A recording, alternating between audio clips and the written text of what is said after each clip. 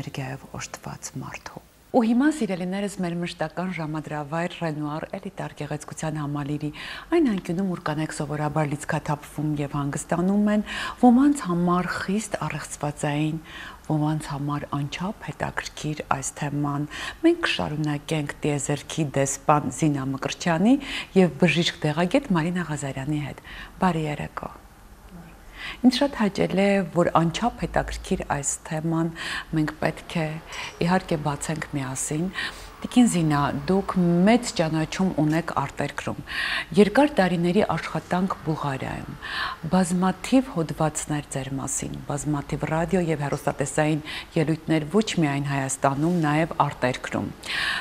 Այ երբ դուք հայտնագործեցիք ձեր մեջ այդ շնորհը աստվածային, որ դուք օժտված եք մեծ կենսաէներգիայով, երկար ժամանակ էր պետք տիրապետելու այդ էներգիային եւ այն հասցնելու հիվանդներին ապաքինման եւ բուժման նպատակով։ Ուրեմն ամեն ինչի սկիզբը մարդ հիշում է եւ երբեք կյանքում չի մոռանում, թե երբ է սկսվել եւ ինչպես է սկսվել։ Ուրեմն սա սկսվել է մոտավորապես 15 տարի առաջ։ Մի սովորական օր, դե դա գրվել է, ասվել է, որ երևաց մի մեծ սպիտակ գունդ, որը նմանեցրի լուսնին, բայց պարզվեց, որ սա արտասովոր բան էր, որ գիտությունն էլ չգիտի դա ինչ է, մի խոսքով մի երևույթ, որը դեռ ուսումնասիրման կարիք ունի, եւ որի արդյունքում ստացվեց այսպիսի ունակություն, որը այո, ժողովրդական լեզվով ասում են աստվածային ունակություն, ասում են Աստծո տված, որը չեն սովորում եւ միանգամից գալիս է այդ ունակությունը, կարող է լինել երգիչ, կարող է նկարիչ եւ այլ եւ այլ։ Բազմաթիվ հիվանդներ, որոնց վերադրված է եղել անբուժելի հիվանդություն ախտորոշումը, եկել են ձեր դուռը, հա, այսպես բառից բուն իմաստով եւ իրենք գրանցվել են փրկվածների շարքին, եթե ընտրվել են։ Այ հիմա ես պետք է հետաքրքրվեմ, հա, տիկին Զինա, ինչպես են ընտրվում հիվանդները։ Իրենք ընտրվում են պատահական, իրենք ընտրվում են ձեր կողմից,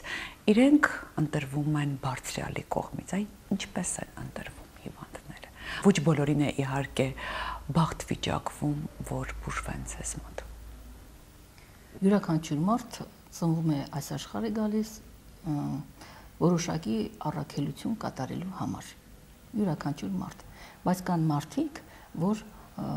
սովորականից ավել եւ կարելի ասել ավելի կարեւոր առաքելություն ունեն։ Այդպիսի մարդիկ, երբ որ հիվանդանում են, մենք հանդիպում ենք։ Հիմա ում հետ եմ աշխատում դա, այսինքն ընտրվածներ են գալիս։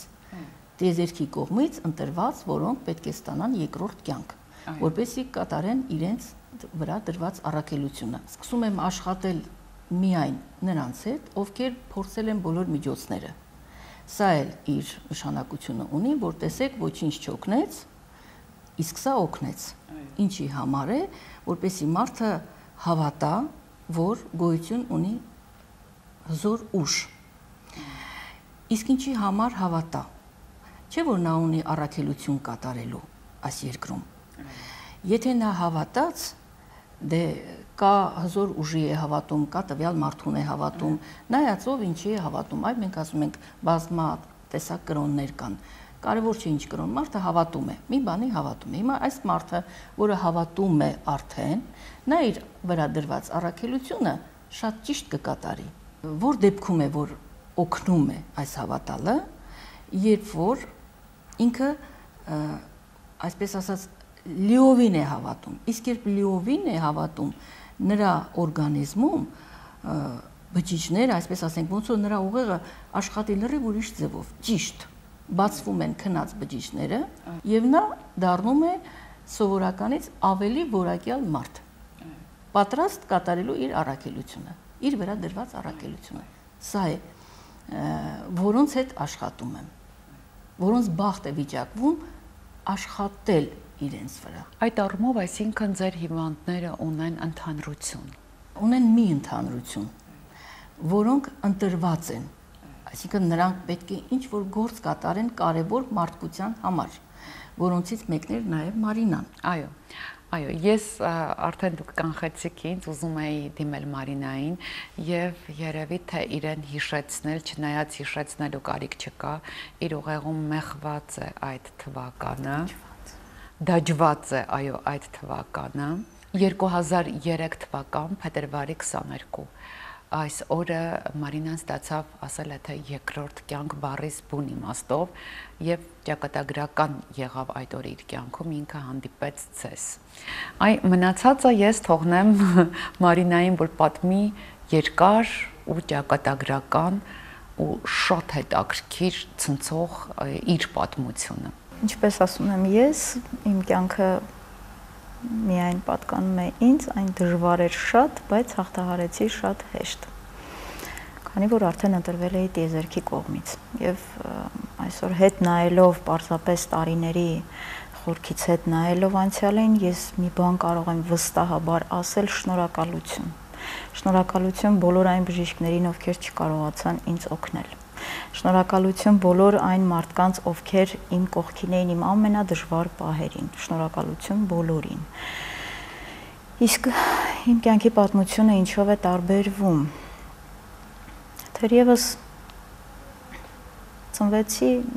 սովորական աղջիկ, մեծացա ինչպես բոլորը, սակայն միշտ հաջողակ էի կյանքում եւ անցան տարիներ ընդունվեցի բժշկական համալսարան, ավարտեցի բժշկական համալսարանի դեղագիտական ֆակուլտետը, անցա աշխատանքի ու մի հետաքրքիր բան կար, իմ մոտ ամեն ինչ ստացվում էր շատ արագ, ես շատ արագ սովորում էի, շատ մեխանիկորեն հանձնում էի բոլոր քննություններս,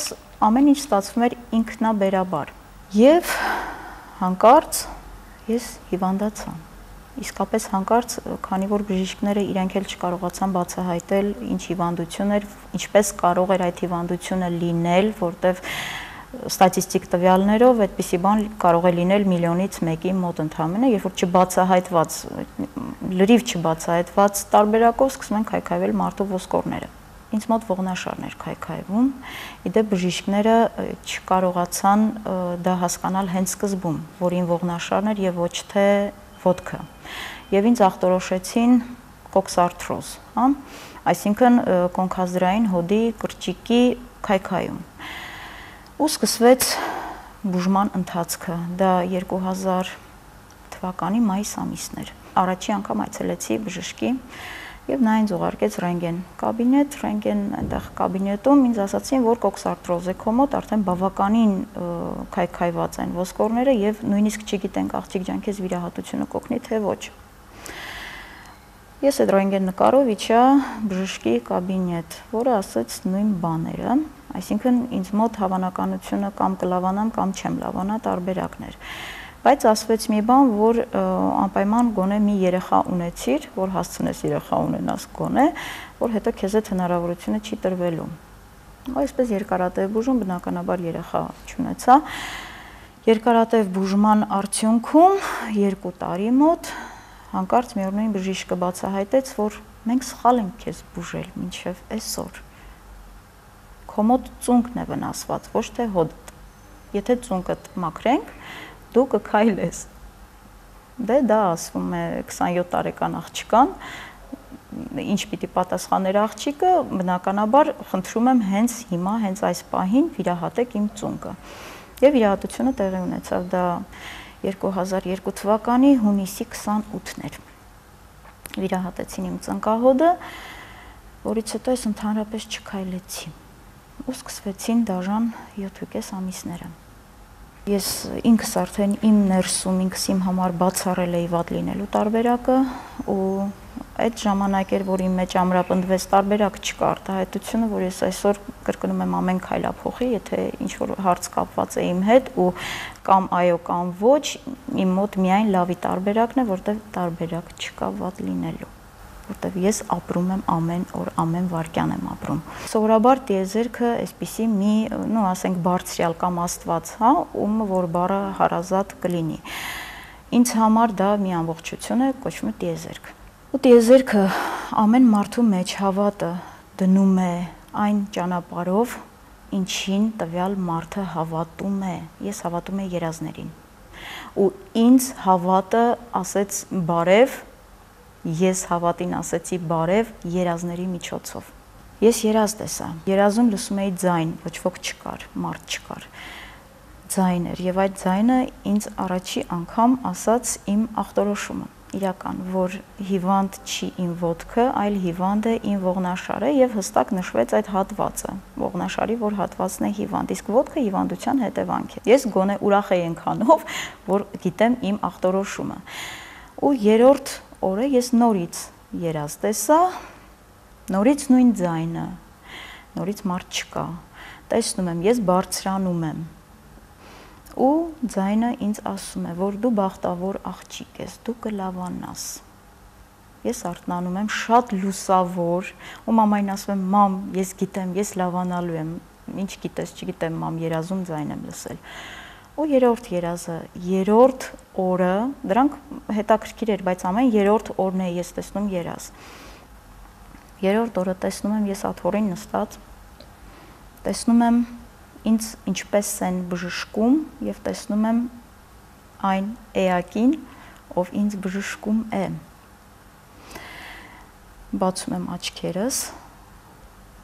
հեռուստացույցը միացված է սենյակում եւ օզարմանք։ Տեսնում եմ տիկին Զինային։ Տեսնում եմ այն կնոջը, այն էակին, ում ես քիչ առաջ երազում տեսել եմ։ Ու ընդհանրապես հարց մամային, մամ, ով է այս կինը։ Մայրս պատասխանեց, թե չգիտեմ, Մարին, տիեզերական բժշկությունից է խոսում։ Մամ, այս կինը պետք է ինձ լավացնի, որտեղ ես իրեն տեսել եմ երազում։ Դա է եղել։ Զանգեցինք ստուդիա, հեռախոսի համարը վերցրեցինք ու հերթագրվեցինք։ Հերթագրվեցինք իմ հերթ, այսպես ասեմ, իմ օրը փետրվարի 22-ն էր, ժամը 3-ին։ Դուք հայտնվեցիք տիկին Զինայի մոտ։ Ինձ տարան տիկին Զինայի մոտ, որտեղ ես չի քայլում։ Այ հիմա ես պետք է հետաքրքրվեմ տիկին Զինայից, հարցնեմ։ Դուք անմիջապես հասկացաք, որ իրեն պետք է դուք բուժեք, այսինքն ընտրված է, փրկված է։ Մարինան երբ մտավ սենյակ, ասեց դուք ինձ բուժելու եք եւ ես համոզված եմ դրանում։ Այսպիսի բան ոչ մի հիվանդ չէր ասում։ Դուք ինձ բուժելու եք եւ ես համոզված եմ դրանում։ Բոլորը ընդհակառակ հարցնում են, կօգնեք թե ոչ եւ այլ հարցեր են տալիս։ Ես զարմացա դրանից, ասեցի նստիր, կտեսնենք։ Կարծես թե ավելորդ խոսեց, բայց ասի նստիր, կտեսնենք։ Ու երբ որ ախտորոշում էի, ասեցի, որ ողնաշարի այս հատվածը, ինքը ասեց, ես երազ եմ տեսել եւ նույնն է եղել։ Այդ պահին հավատացի իրեն, արդեն ես հավատացի, որ նույնպես ընտրված էակ է եկել, այսինքն որը ունի առաքելություն կատարելու եւ որը անպայման կբուժվի։ Մի բան որ ինում է, մարդ ասում է Աստված ջան, նշան տուր, մի նշան տուր, չէ՞։ Բոլորը ասում են մի նշան տուր։ Եվ այդ պահին ես այդ նշանը հասկացա, որ ինքը ի տարբերություն մյուսների ասեց, ես համոզված եմ, դուք ինձ կբուժեք, չի էլ ասում կօգնեք, ասում է կբուժեք։ Եվ հասկացա, որ իրոք ինքը առաքելություն ունի, որը հետագայում իհարկե ապացուցվեց։ Մի քիչ առաջ անցնեմ։ Այո։ Մարինան ունի ունակություն։ Այսպես ունակություններ տարբեր ունեն համարյա բոլոր բուժված հիվանդները։ Ես ուզում եմ ասել, որ ձեր համարյա բոլոր բուժված հիվանդները ունեն մի ընդհանրություն, իրենք ձեռք են բերում տարբեր ունակություններ սեանսների ժամանակ։ Այո, ուրեմն այսպես է։ Որ ասում եմ, տիեզերքը բերում է, բուժում է, տիեզերքն է բուժում իմ միջոցով։ Կարող է ձեր միջոցով բուժել, նայած ում միջոցով։ Երբ որ նրանք բուժվում են, իհարկե ոչ բոլորին եմ ընդունում, դա էլ ընտրություն է, մեծ ընտրություն է գնում, նայած ով կընդունվի եւ երնեք նրան ով կընդունվի։ Ես մտքում միշտ այդպես եմ մտածում, որովհետեւ նա հետագայում նաեւ ունակություն է ստանալու ոչ թե ես աշխատեցի դրա համար, այլ ընտրվածն է եկել։ Նրա համար եղել են դեպքեր, երբ ինքս ասել եմ, այ ես կօգնեմ, մոտս նստած իմ հարազատներին եմ հիմնականում իմ ծանոթներին ասել եմ ես կօգնեմ եւ հակառակն է ստացվել։ Այսինքն ինքը պետք է խնդրի, երբ ինքը խնդրում է եւ ոչ մի խոչընդոտ չկա այստեղ, Իսկ խոչընդոտը հետևյալն է, կարող է ասի, բայց արդյոք կօգնեք կամ չգիտեմ ինչ էր, տարբեր նշաններ։ Այդ դեպքում չեմ աշխատում, որ ասենք, արդյոք կօգնեք կամ դրա նման ինչ-որ բան։ Իսկ եթե ամեն ինչ լավ է ընթանում, հարթ է, ոչ մի խոչընդոտ չկա, ուրեմն ընտրված է տիեզերքի կողմից, որը ունի աշխատանք կատարելու։ Արդեն երբ որ ապաքինվում են լրիվ, նոր իրենց մոտ առաջ է գալիս այս ունակությունը, տարբեր են լինում։ Եվ հետաքրքիր է, որ բոլորը, ովքեր ունեն ունակություններ, որ մարդկությանը օգտակար ունակություններ են ձեռք բերում։ Օրինակ, Մարինան բուժում է, հաստատ, ես դա գիտեմ, ինքը տեսել եմ երեխաներին է ինքը բուժում, եւ երեխաները ծնողները իրենք են գտնում Մարինային, նոր է սկսել, դե ժամանակը ցույց կտա ինչ կլինի, կարծում եմ որ շատ լավ կլինի։ Իսկ կան նաեւ որ, ասենք, տեսնում է տարօրինակ է կարծես թե եւ զարմանալի, օրինակ հիվանդներից մեկը աղջիկ մոտ 18 տարեկան ասում է մայրս որ մտնում է, ես գիտեմ ինչ է եղել այդ օրը։ Եվ ինչ է սպասվում իրեն։ Ասում եմ ինչպես է իմանում, ասում է գլխավերևում սենց գիծ է առաջանում, սպիտակ կամ դեղնավուն, ավելի շատ կարմրին տվող։ Իրենք փորձել են եւ տեսել են, որ սպիտակը լավ է, դեղնավունը վատ է։ Ոնց որ նախազգուշացում, այսինքն նա ունակություն է ձեռք բերել, նախազգուշանալու, այսպես ասենք, նախազգուշացնելու, դա էլ մեծ բան է։ Հիմա Մարինային լսենք, թե ինչ ուրիշ ունակություններ ու շնորհներ ինքը ունի։ Ինչ է տրվել, հա, ի վերուստ։ Շատ նվերներ, գանձեր, որոնք պետք է պահել, կարող ես ունենալ, բայց պահելը դա ամենադժվար բանն է եւ պահելու համար մեկ բան է պահանջվում՝ չսխալվել։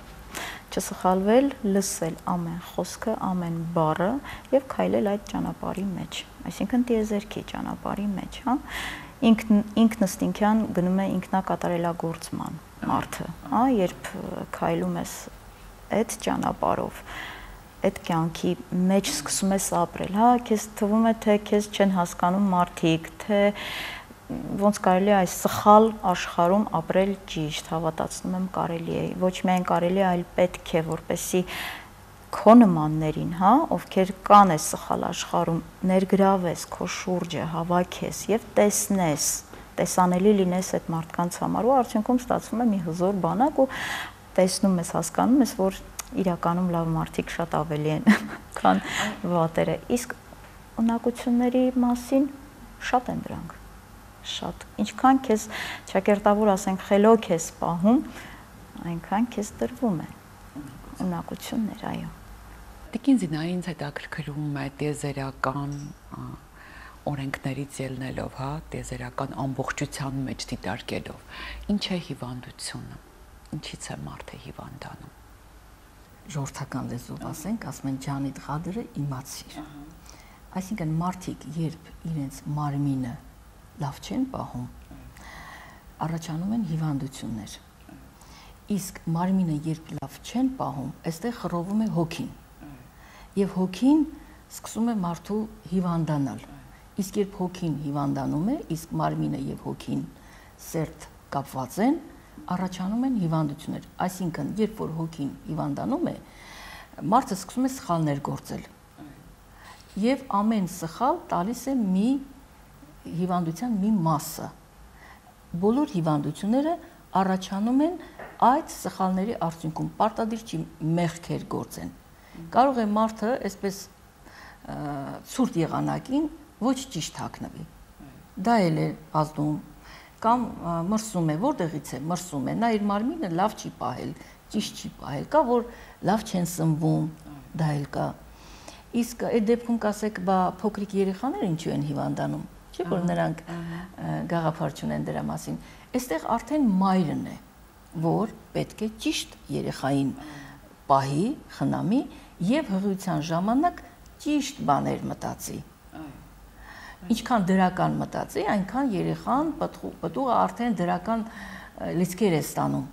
եւ առողջ է լինում։ Ինչու են ասում հղիության ժամանակ չի կարելի զայրանալ եւ այլ։ Այդ բոլորը ասում է երեխայի առհասարակ բնավորության բացասական գծեր, բացասական հույզեր, այդ բոլորը իհարկե հիվանդության հարուցիչներն են, այսպես ասենք։ Ինչ որ մի բան է պատահում մարդու հետ, ինքը անմիջապես պետք է մտածի, հետ գնա ժամանակով, վերլուծի, ինչի համար դա եղավ։ Եվ լսի իր ներքին ձայնին, անպայման կհուշի, ինչի համար դա եղավ։ Հենց այնպես ոչինչ չի լինում։ Անպայման մի պատճառ եղել է, ու ինքը կգտնի այդ պատճառը։ Հիմա ես համոզված եմ, որ շատ ու շատ հեռուստադիտողների այս պահի կհետաքրքրի նաև ձեր բուժման մեխանիզմը, ինձ հետաքրքիր է նաև կարծում եմ եւ վստահ եմ, որ իրենց կհետաքրքրի, ինչպես եք ախտորոշում եւ ինչպես եք սկսում բուժել։ Ես մի օրինակ բերեմ, ասենք աղջիկը երգում է լավ ձայն ունի։ Ինքը դպրոց չի գնացել երաժշտական, նոտաներն էլ չի գիտի,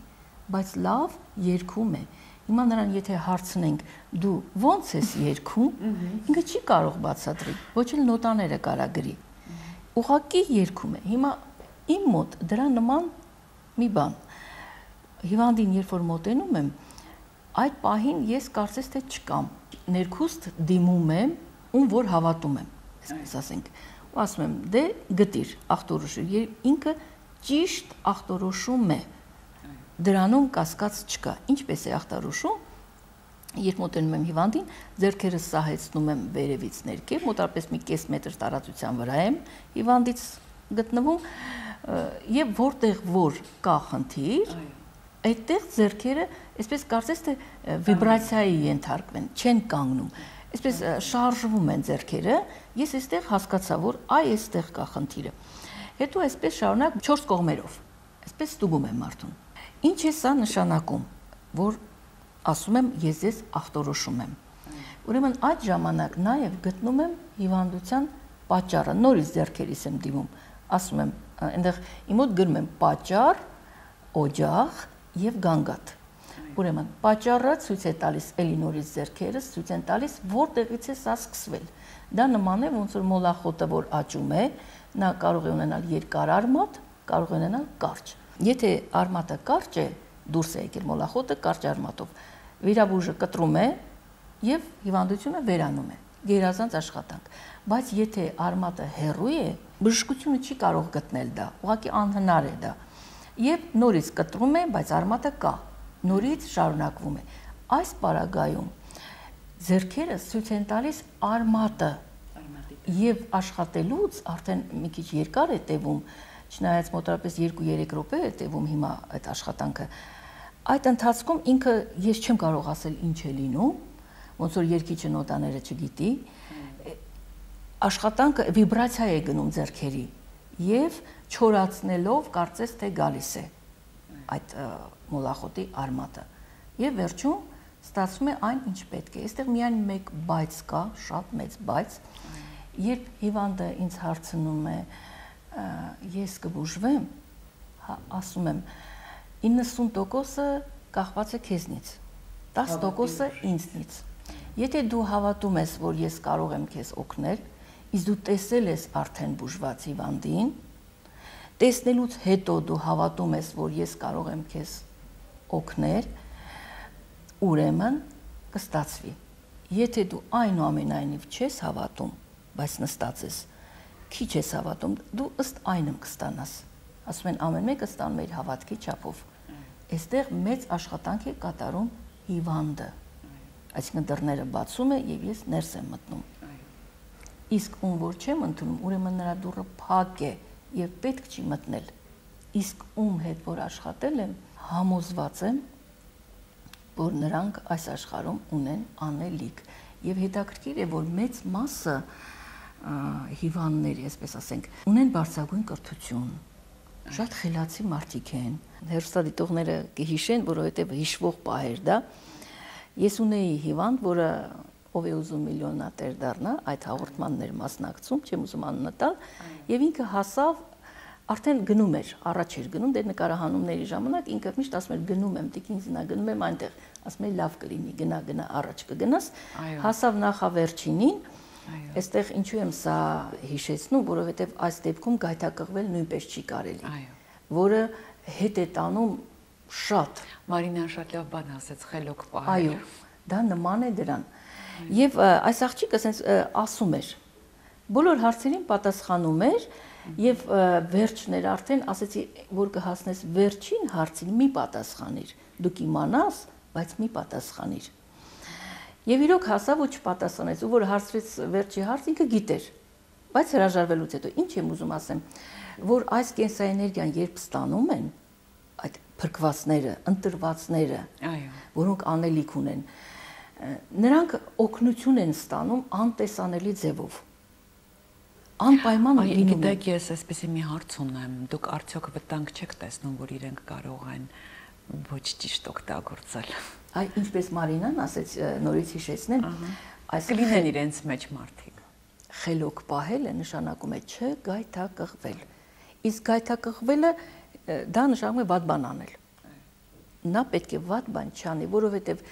ամեն ինչ վերադառնում է իրեն։ Մարդը ինչ անում է, վերադառնում է իրեն։ Ասում է ինչ անես, քեզ կանես։ Ստանում ես ադամանդ։ Այո։ Մաքուր, հղկված։ Այդ ադամանդը տվել են քեզ։ Նախ պետք է կարողանաս դա պահես ձեռքում։ Պետք է կարողանաս իրեն դնես համապատասխան տեղում։ Այսինքն հոգիդ պետք է մաքրես, ինքդ պետք է մաքուր լինես, շատ որովհետեւ այդ ադամանդը դու կարողանաս ընդունես։ Եվ կարևորագույնը, այդ ամենից հետո պետք է ամեն օր խնամես իրեն, որպեսզի կարողանաս ճիշտ հասկանաս այդ ադամանդին ու կարողանաս պահես այդ ադամանդը։ Տվել են քեզ, կարող ես պահիր, չպահես կվերցնեն ու կտան ուրիշին, ով արժանի է, չէ՞ որ արժանանում են արժանավորները, դիեզերքում, կյանքում ցավոք հաճախ լինում է հակառակը։ Բազմաթիվ փրկված հիվանդներ, որոնք դատապարտված են եղել մահվան, փրկվել են ձեր ձեռքով, ձեր կողմից, իհարկե տիեզերական այն հզոր ուժի շնորհիվ, որի կրողն եք դուք, տիկին Զինա։ Այ ձեր վերաբերմունքը, ինչ է կյանքը կյանքին, հա։ Այն մարդկանց է կյանք տրվում, որոնք քիչ առաջ որ ասեցի մոլախոտի արմատը հեռու է գտնվում, որոնց բժշկությունը չի կարողացել օգնել։ Այսինքն հնարավոր չի եղել դա։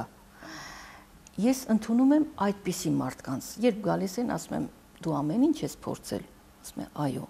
վերջում, որպեսզի եթե սկզբից սկսեմ, իմանալով որ արմատը հեռվում է, դա ճիշտ չի լինի, կամ չիմանալով, ավելի ճիշտ որ արմատը հեռվում է, դա ճիշտ չի լինի, թող բժշկությունը անի, չէ որ դա հնարավոր է։ Եթե, այսպես ասենք, արմատը ճիշտ իր ցավի տեղում է, ես աշխատում եմ այդպիսիների հետ չաշխատել, որովհետև առաքելություն ունեցողները նրանք են, ով ոչ թե բժշկության կողմից պետք է բուժվի, այլ ճանապարհով, որպեսզի գնահատի, որ ինքը ասում են, որ նեղն են գնում, մարդ կախվում է փրփուրներից, ճիշտ է,